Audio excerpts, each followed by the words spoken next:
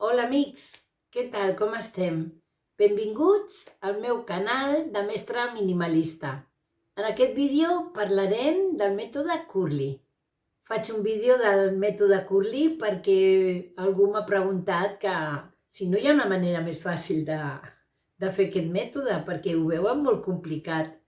I és veritat, a les xarxes hi ha molta informació i sembla molt complicat perquè hi ha infinitat de coses a fer, infinitat de rutines, de calendaris, de productes. Jo ja fa un any i pico que faig el mètode. A poc he anat traient coses, eliminant productes que no m'anaven bé, passos que no li veia el resultat, i us puc dir que em sembla que he arribat a un equilibri i m'he decidit fer aquest vídeo pensant en totes aquestes persones que volen una cosa senzilla, pràctica i que funcioni. Doncs anem allà.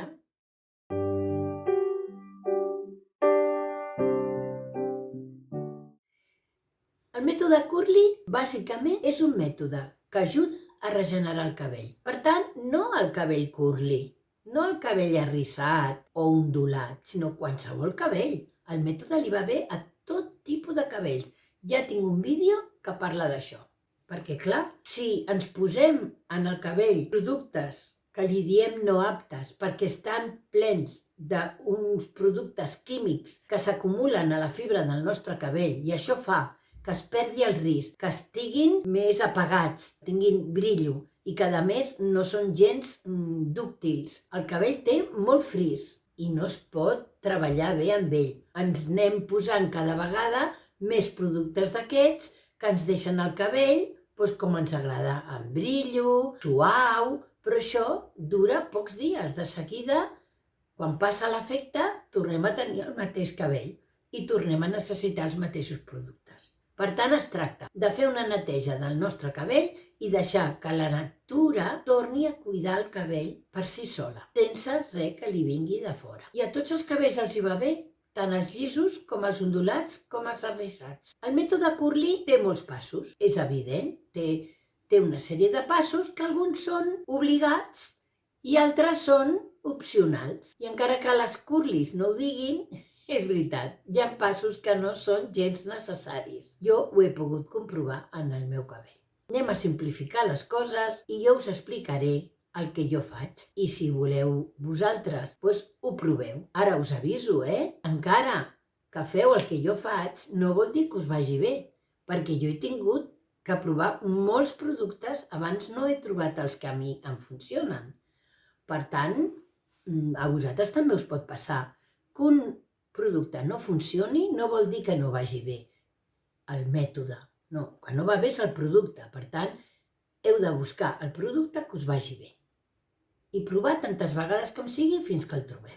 Anem a començar amb els passos que són imprescindibles. El primer pas imprescindible és el fer una neteja profunda del teu cabell arrossegant tot el que està acumulat. Això es fa amb un xampú amb fosfat. Després ja no te'l col·locaràs mai més, però en el primer rentat, abans de començar el mètode, és imprescindible. Jo us aconsello que aquest xampú que us heu comprat pel primer rentat no el llanceu, perquè us serà útil, perquè sempre hi ha el dia que t'has posat una cosa que no és apta i no t'havies donat compte, el dia que aniràs a la perruqueria perquè no et queda un altre remei i et posaran un xampú o et posaran una escuma o et posaran alguna cosa que saps que no és apta. També pot ser que t'agradi donar-te color al cabell. Jo aconsello, perquè és el que jo faig, que una vegada al mes o mes i mig jo em rento el cabell un dia amb aquest xampú de fosfats i arrossego tot el que pugui haver-hi. I continuo amb el mètode. Una vegada hem fet aquesta neteja profunda, anem al pas número 2, que és rentar-se el cabell. I això també vosaltres heu de mirar si el renteu una vegada, si el renteu dos, si us el renteu cada dia, perquè això també va a la persona i a les seves necessitats. Jo me'l rento 2 vegades, sobretot a l'hivern. A l'estiu potser me'l rento més. A l'hivern me'l rento només 2 vegades. Com ho hem de fer de rentar-nos el cabell? Doncs el cabell ens l'hem de rentar amb un xampú que no porti ni fosfats ni silicones. Jo faig servir un de coco. Aquí us el poso. I a la capseta de descripció trobareu el nom també. Però clar, aquest és el que em va bé a mi. Igual a vosaltres no us va bé, però jo estic enamorada d'aquest xampú. Llavors, jo faig servir el xampú per rentar-me el cabell aquestes 2 vegades i el faig de forma normal. Em rento el cabell, després em poso una mica de condicionador i ja està. Pas número 3. Quan ja tinc el cabell ben net, llavors ve el moment de posar-se o una crema de pentinat o un activador de rissos. Si tu tens el cabell llis, no cal que et posis cap activador de rissos, però si no, pots posar-te una crema de pentinat que ajuda a desenredar molt bé el cabell. Pas número 4. Doncs quan tens el cabell ben desenredat, llavors ve l'estilitzat i el pots fer amb una escuma o bé amb un gel. D'escumes i de gel aptes també n'hi ha de tota mena i n'hi ha de tots els preus. Per tant, només és qüestió d'anar a buscar un que sigui útil per tu. Jo us deixo el que jo em poso, però vosaltres podeu provar si us va bé o no us va bé i anar canviant de producte fins que trobeu el que us va bé.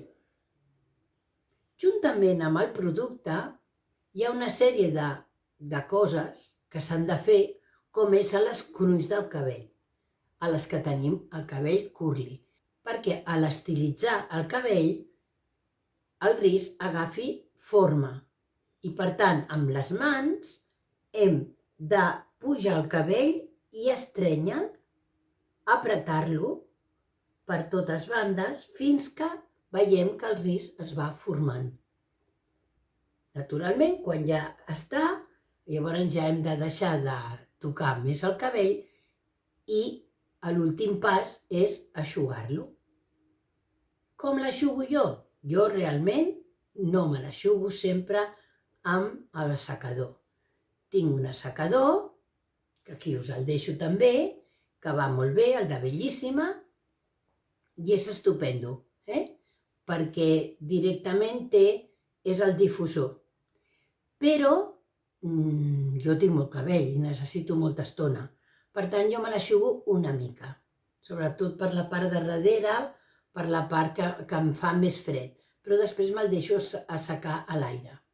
Qui vulgui eixugar-se'l tot, doncs se'l pot eixugar tot, però jo me'l deixo a l'aire. I a l'estiu encara més, a l'estiu no faig servir mai secador, a no ser que un dia m'arregli molt i me'l vulgui assecar, perquè realment, quan te l'eixugues, llavors queda el cabell amb molt més volum. I quan no te l'eixugues, el cabell no queda en tant volum. Això depèn del gust de cadascú. Hi ha algunes persones que es posen com una mena d'oli i queda el cabell molt brillant. Però ha de ser un oli especial també del mètode Curly, Jo us poso el que faig servir jo, però cadascú pot agafar un altre tipus. I què fem quan no ens rentem el cabell? Doncs és molt senzill. Jo tinc una ampolleta d'esprai i en aquesta ampolla poso una mica de condicionador i la resta d'aigua. Abans de fer-ho servir, ho barrejo bé perquè sempre es diposita el condicionador a la part de baix, per tant, barrejo bé i al dematí em mullo el cabell amb aquest esprai. No queda tan mullat com si me'l rentés, però realment jo almenys me l'haig de mullar bastant, perquè tinc molt de cabell i si no ho faig bastant no em queda bé. A vegades fins i tot me'l mullo a la dutxa, me'l mullo només, no me'l rento, sinó que me'l mullo i ja està. Després me l'eixugo amb la tovallola i ja està. Però si no, doncs amb l'esprai ho faig i amb aquesta mica de condicionador. Quan ja el tinc, mullat, doncs ja vaig directament a posar-me o escuma o el gel. I aquí s'acaba la rutina. Si te l'eixugues o no, també és al teu gust. Per tant, ja veieu que és molt senzill. Perquè jo quan em vaig deixar el cabell natural, que és el meu, el que volia és senzillesa, el que volia era més ràpid, el que volia era que fos pràctic, perquè el meu cabell, quan el portava llis, era cada dia secador, secador, secador, i jo el que volia era no fer servir el secador i, a més, millorar la textura del meu cabell. Per tant, clar, la meva rutina havia de ser molt senzilla i efectiva, perquè si no, no era pràctic. Doncs ja veieu, fins aquí el vídeo d'avui és molt senzill. Jo només espero que algú el posi en pràctica i que li hagi servit els meus consells i que ho provi. I, m'agradarà saber els vostres comentaris. Dieu-me com us ha anat o què feu vosaltres. Subscriu-te al meu canal i dona-li un like. I ens veiem en el proper vídeo. Gràcies i fins aviat, Adeu!